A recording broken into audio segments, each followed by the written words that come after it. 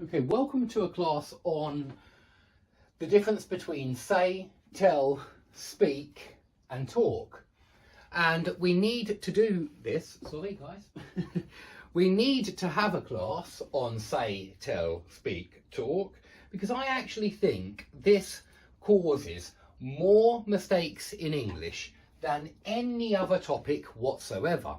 The number of times that I have to correct these 5 mistakes is probably about 10 or 20 times every single day. You can imagine how tired, how exhausted, how fed up I am with correcting these mistakes. So stop making them. Stop making them. I'm going to explain them here.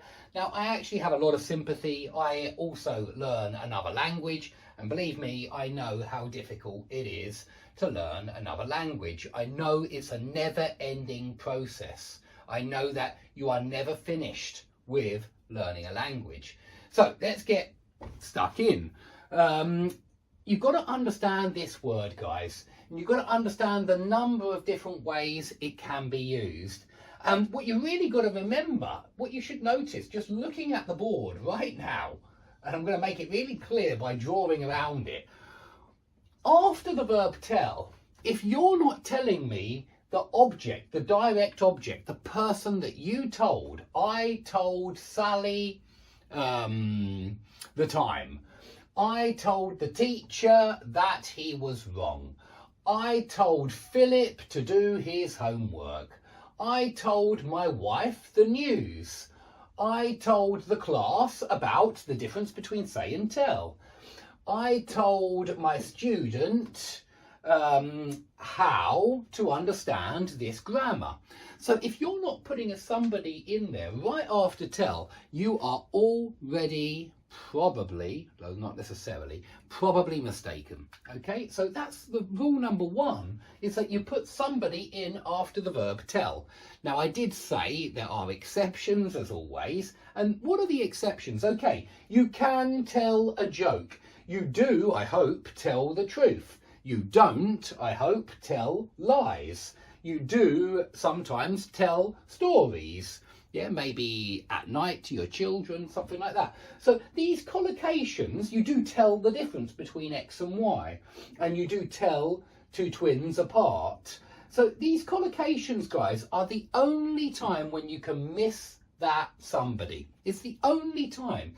Any other time, you've got to tell me who you're talking to when you say, I told. The listener is waiting for it. As soon as you say, I told, the listener, the native English speaker, is waiting to hear who you told. So I've got to emphasize that. And if I sound a little bit angry or passionate about this, it's just because I correct this mistake every single day.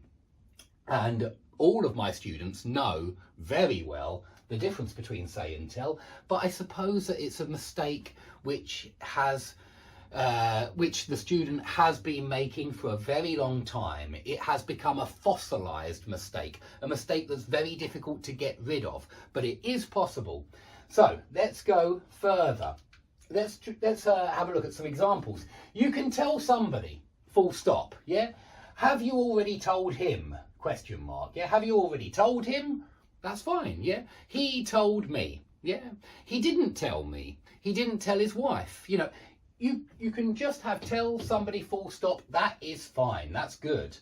You can also tell somebody that and clause, but as always in English, the word that can often be omitted. It can be omitted in some relative clauses, but this is not a relative clause.